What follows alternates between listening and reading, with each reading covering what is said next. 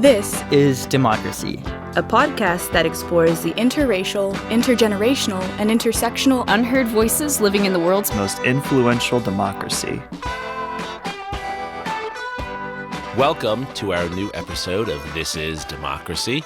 Today we're going to discuss one of the more difficult but important issues in our world today, the rise, or at least the apparent rise, of white supremacy and violence associated with white supremacy in the United States, in New Zealand, in various countries around the world, and what its historical origins are and how we should think about it today, where it's come from and what we can do about it as democracies that hope not to have this kind of violence. We have with us a wonderful guest, Augusta Dell'Omo. Hi, Augusta. Hi, how are you? I'm well. It's so good to have you on. It's good to be here. Augusta is finishing her PhD at the University of Texas. Do you hear that I said you're finishing your PhD? Yeah, it's like, I don't know, what is this finishing word that we're discussing? She has done... This is actually an intervention. Yeah, exactly. Correct. She has done really deep and international research, unique research, on not simply the rise of white supremacy in the period of the civil rights movement in the decades thereafter, but in particular the connections between white supremacists in the United States, in South Africa, and various other societies. So she's going to be able to give us the kind of background on these issues that few others can. But before we turn to Augusta, we have another scene-setting poem from Mr. Zachary Suri.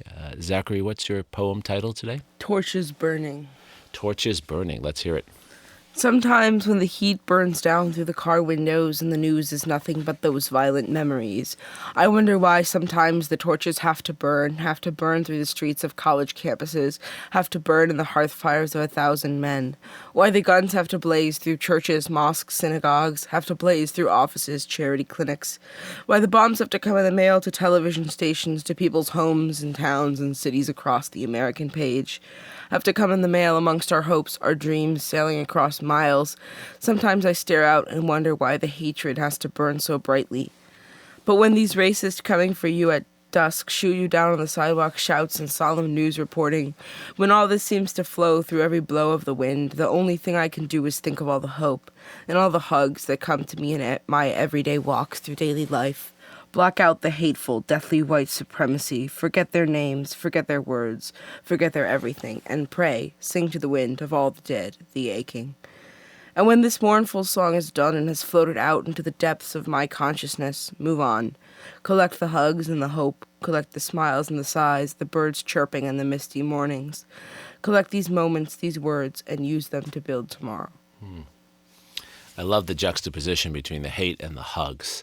What is your poem about, Zachary? My poem was really about feeling all of the sort of violent outbursts of hate that we've been seeing for a long time, and learning to live with that, but also to cut it out and use that anger at these events to build something productive. Well, that opens up, I think, the obvious question, Augusta. What is white supremacy? What are we talking about here? Yeah, and I'm really glad that we're starting with this, because one of the things that's really hard is actually defining what this movement is. And I want to be very specific in thinking about it as a movement, that the kind of white nationalism, white power that we see right now is its own specific kind of intellectual and social movement. And so when we think about white supremacy, the first thing that kind of comes to mind is the sort of KKK boogeyman in the hood, right? Is that we take the common sense, and I'm using air quotes here, the common sense version of white supremacy is actually the most extremist version, right? The violence that we see now. But white supremacy actually has a much broader definition, and we shouldn't narrow it so much to think about just the sort of violence that we see right now. And so when you think about white supremacy, it includes both self-conscious racism, it includes political systems, economic systems, cultural systems where whites control significant amounts of power. And that it's important to think about not just material resources that white supremacists want to control, but also just ideas of entitlement, right? There's a broader range of behaviors that fall under what we consider white supremacy. supremacy. But what we're seeing today, especially in New Zealand and Charlottesville, is a more extreme version of white supremacy that we would call white nationalism or white power. The difference is between white supremacy is part of white nationalism. So white nationalism is the belief that there is a sort of ethnic white race and that they have some sort of shared cultural and social history that needs to be recognized and put forward. White power, then, is the militaristic version of white nationalism. And so if you think that sounds very similar to Black power, it's intentional. The American Nazi Party leader George Rockwell actually came up with the term white power in response to Stokely Carmichael of the Black Panther Party's Black power. So that sort of co-optation is important, and thinking about that they see themselves as a social movement too. And so when we're thinking about what we see over the past really since 2016, the increase in violent episodes, that's specifically white nationalism or white power, and it's a more extreme form of white supremacy. So I think it's important to distinguish that while this is a particularly radical and very scary form of white supremacy, it's not the only form of white supremacy, right? That there's everyday occurrences that are white supremacy. Sure. Right. But when we're referring in particular to the violent outbursts and the more public hateful comments, who are these people? Yeah. So one of the things that I really hope that we can talk about a little bit here, and what I think a lot of scholars and activists have been pushing back on, this idea that, white power and white nationalists are kind of the boogeyman in the closet, right? That they're, disturbed kids and that they're very isolated. The truth is they're not as isolated as we would like to think. So Dylan Roof is not the Dylan Roof is a extreme and also typical, but in also many ways he's stereotypical. So one of the things that really sort of set me on this path thinking about white supremacy is you see all of the images of white people protesting integration in the 1960s. Right. Where did they go? Right. They didn't just evaporate, right? There's been a lot of really great work of identifying who these people are. They're members of the community. They're bankers. They're lawyers. They're city council people. They're farmers, right? So these are everyday people that have a particular kind of ideology. What sets white power and white nationalists apart is actually their particular affinity for using media and using fear to sort of operate in the shadows. And recently, what's actually been a bigger shift is how comfortable they felt in the open. You saw sort of upsurges of white nationalist violence in the 90s, like the Oklahoma City bombings. And it's been relatively less apparent until the past few years just how powerful these movements are. And so it's important to think about that they're not just, there's the stereotype that they're sort of leftovers of the South, right? They're leftovers of segregation. In reality, they're part of a global movement that includes everywhere from the United States to New Zealand to Australia to Germany. And there's particular reasons for why they've always been kind of linked together and in conversation. What is it that links them? Is it simply an opposition to racial and ethnic diversity? What is their positive program? Their positive program. What are they seeking to accomplish? Is it positive. Yeah. Well, positive in the sense of what is it that they're trying to accomplish? Yeah. So there's a lot of actually variation in what they want. There's a bunch of different schisming groups that fall under what we would call white power, but generally they want, as you said, right? They want separatism. For the most part, it's that they want to form a sort of separate space or to solidify the gains that they've already made.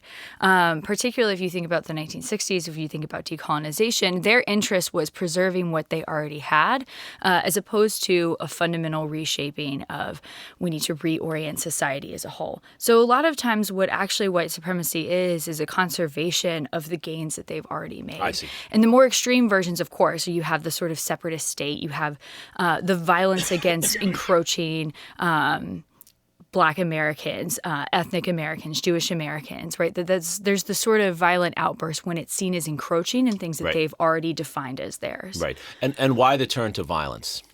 I mean, that's an interesting question. And, from my research on white nationalism, it doesn't always take a violent turn, right? That these are the more extreme versions where they see violence is the only remaining output.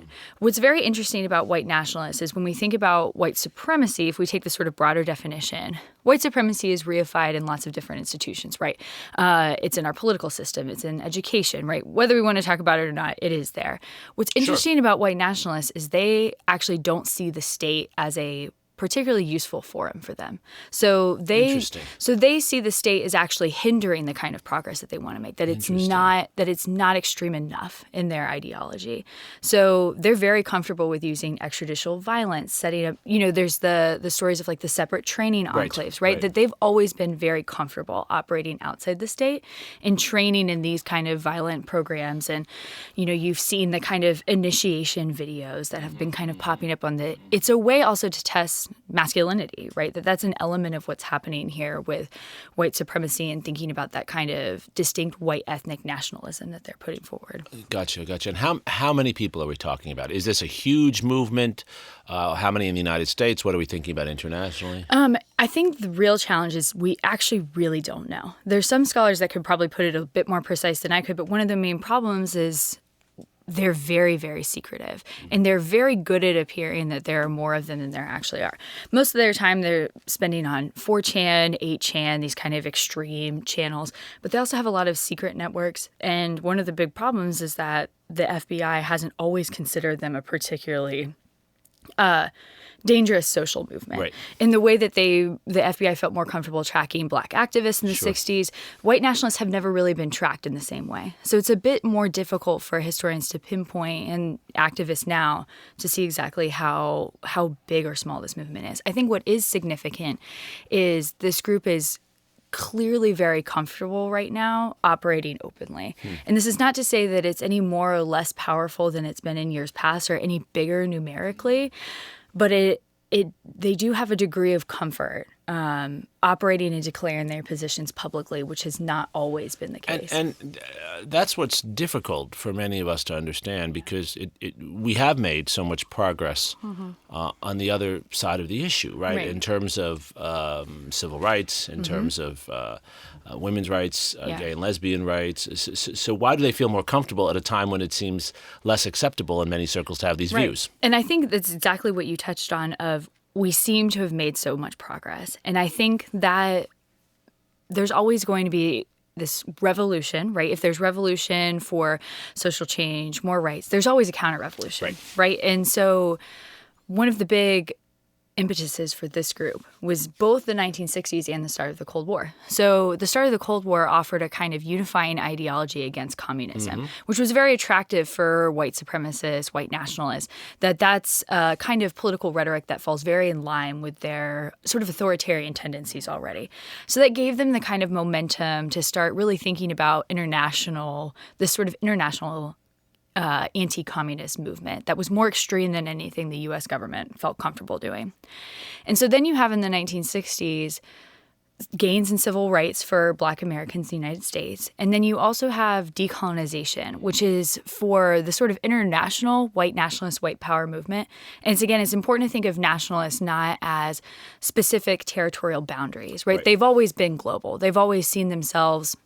We have records as early as the 1930s of the Nazi state being mirrored off of U.S. segregation practices, right? These ideas have always been in exchange. And so to think that they're suddenly global in the 21st century is simply not true, right? That they've always been particularly good at this. And in the same way, they've taken many of their tactics from 1960s decolonization and Black Power activists, right?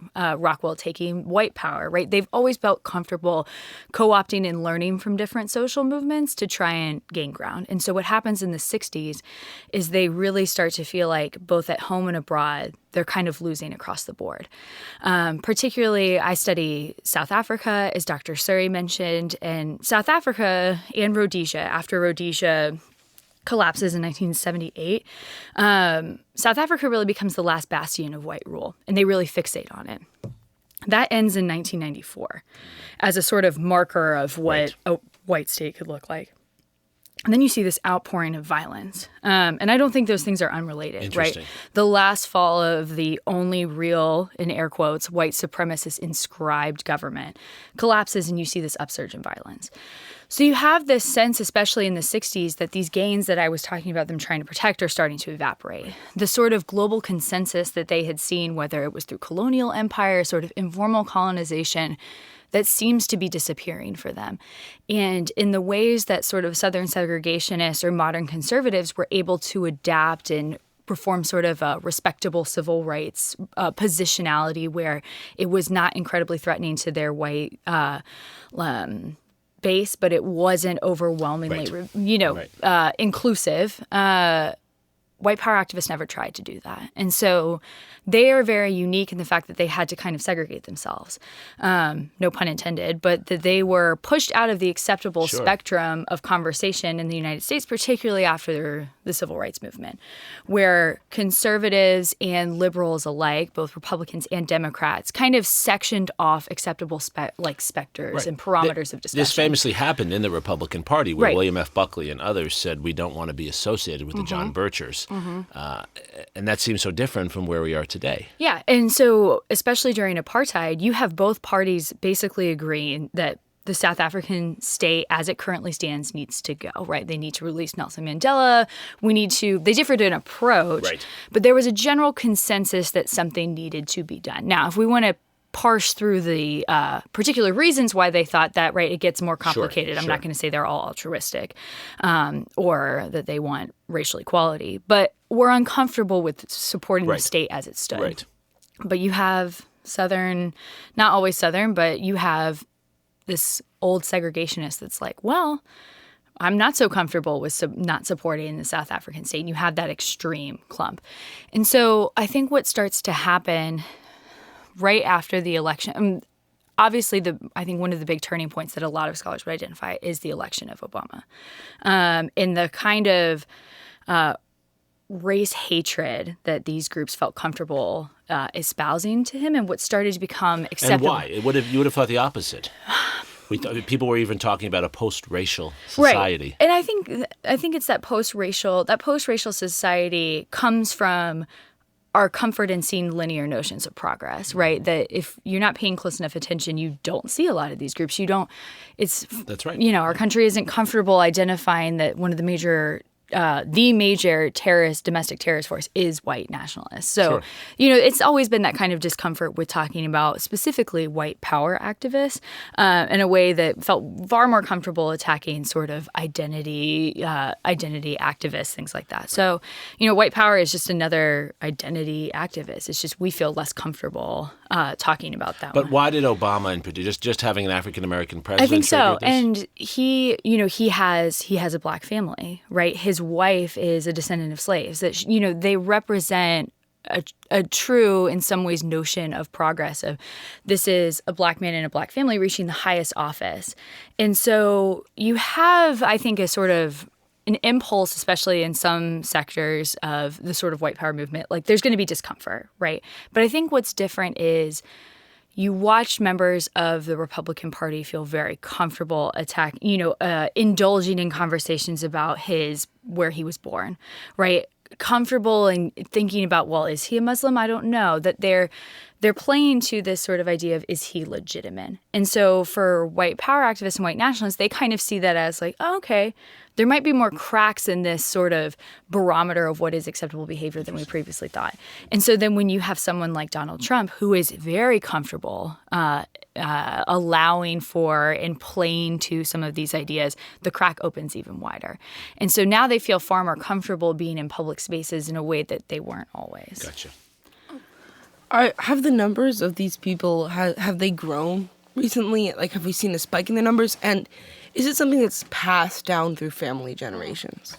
That's a really good question, Zach, because one of the things that you do see it is very family oriented. And one of the reasons that you do see that is because of how insular they are. So especially I've seen a lot of instances in the South African case where if you have South African white nationalists, a lot of times they go to the same schools, they educate them in kind of separate enclaves, that it's already a very insular community.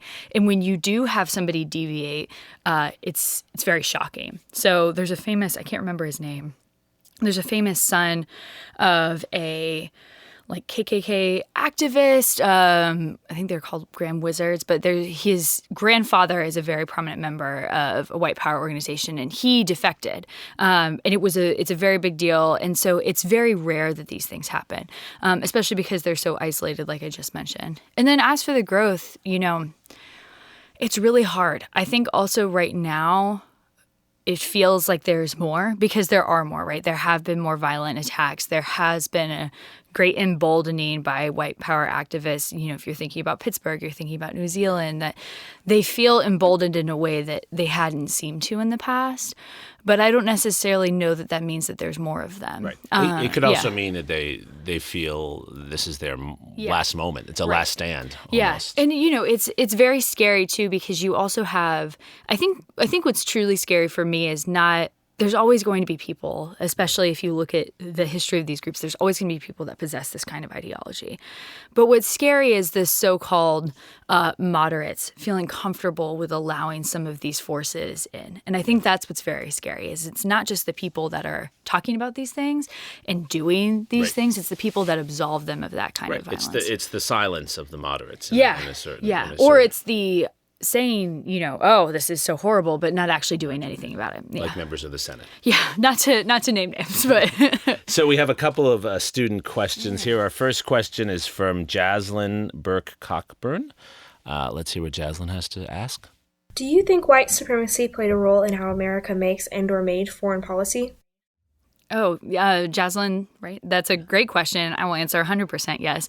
This is your book that you're writing. Dr. Suri knows my opinions about this. No, so I think it has fundamentally shaped the way American foreign policy has been made, particularly in the case that I study. So I study the 1980s, I study apartheid, and I study both the pro-apartheid movement, and I mean that quite literally, the people that were supporting apartheid and the anti-apartheid movement. And what you see is not just the sort of white radicalism that I'm talking about. And again, I'm using the term radical intentionally because they do possess a radical vision of the world that, deserves to be considered as its own kind of intellectual social force, not in a positive way, but as something to be considered as something that is very powerful and very dangerous. And so with that also comes a kind of disinterest on the part of, especially the Reagan administration, of really addressing apartheid. And so there's a bunch of different reasons why you could say that, but I would also be very inclined to say that Reagan didn't care particularly about Black South Africans, right? That maybe it wasn't as outwardly racist as the white nationalists that I'm talking about, where they're happy that apartheid is existing. But that disinterest, right, that we talked about at the beginning of what white supremacy is another component of that. Right, and in a certain way, these groups enable the U.S. government at times to associate itself with regimes that are doing horrible things to certain racial groups of their own. Right? And that's a great point. And you also have these kind of paramilitary groups that they feel very comfortable arming.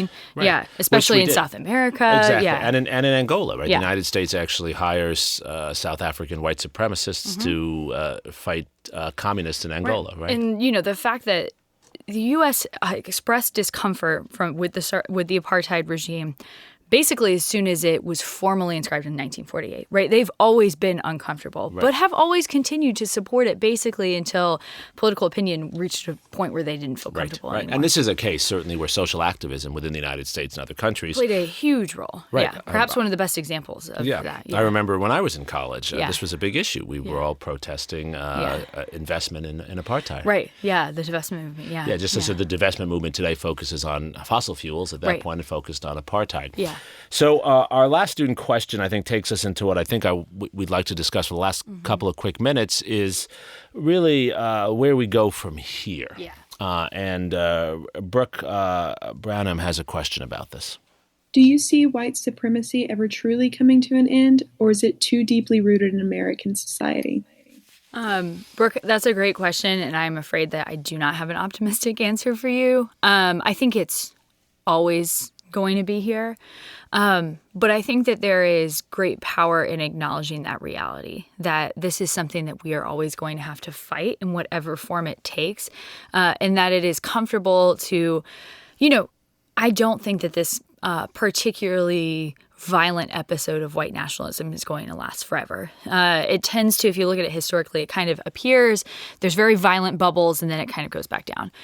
But what happens is we kind of lull ourselves into a sense of complacency that, okay, it's done, right? That we've fought it off, these people are crazy, and we won't have to deal with this again. We know that's not true. Right. And I think that we have to be constantly vigilant about the kind of ideology that this includes is not just the kind of disgusting violence that we've seen over the last 2 years, but it is this broader definition of white supremacy. And I think that's, I don't know how you combat the kind of disgusting elements of white supremacy because, you run into the problem of there's two elements, right? There's kind of two forms of thought that people have how do we combat white nationalism? It's one, get it out in the open and kind of debate it and make it seem invalid. The problem is it's very hard to debate those kinds of people. They're very set in what they think. Sure. And in some ways it's an exercise in futility, and which people are we going to be asking to do that kind of emotional work is important. And so that there's problems with that approach, right? That it's not always effective.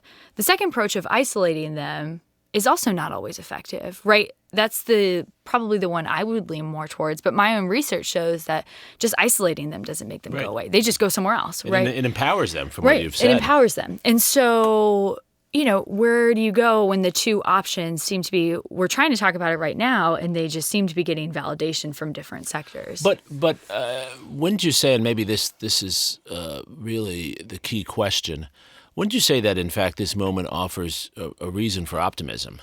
Because the fact that we're having this discussion, that people can see this in front of them, and that the vast majority of particularly young people who are pretty moderate on these issues, that they, in a civil rights sense, following the model civil rights movement, can see the ugliness and turn away from it and act against it, that mobilizing factor might be one of the best things that's happening in our world today. I think that's true. I think the thing that scares me particularly is how much these white nationalist forces seem to have gained political support in a way that it makes me deeply uncomfortable, right? If you think about the Trump administration, if you think about Brazil, if you think about, what almost happened in France, what's happening in Germany, right? That these forces are starting to gain political support in ways that is very different than anything that we've really seen for a very long time.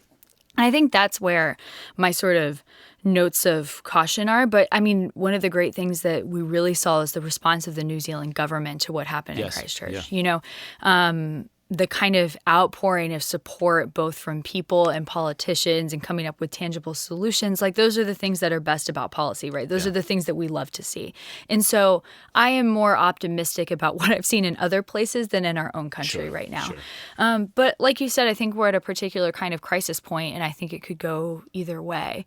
But I think it's important that even if it does go away, we can't forget that this happened, especially in our lifetime. It's such a formative part of, especially for our students, these are the formative college experiences that shape a lot of your political leanings. And so it's important to think about the kind of violence, even if it disappears, that you saw in your friends who are Black, who are Jewish, who are Latina, who they feared for good reason. It's important to remember those things. And I think one of the core missions for those of us who care about democracy is making sure we're aware and making sure we're active around these issues. And this is a wonderful time to remind ourselves of that.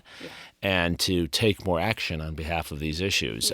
You've given us, Augusta, so much historical background and I think motivation to really think and act around these issues. And that's the best kind of history. So thank you, Augusta. Yeah.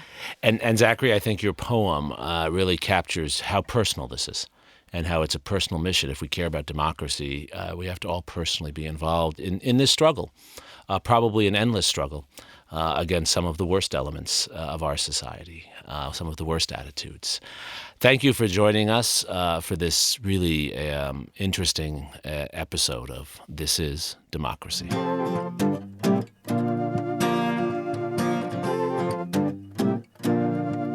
This podcast is produced by the Liberal Arts Development Studio and the College of Liberal Arts at the University of Texas at Austin. The music in this episode was written and recorded by Harrison Lemke, and you can find his music at harrisonlemke.com. Subscribe and stay tuned for a new episode every Thursday featuring new perspectives on democracy.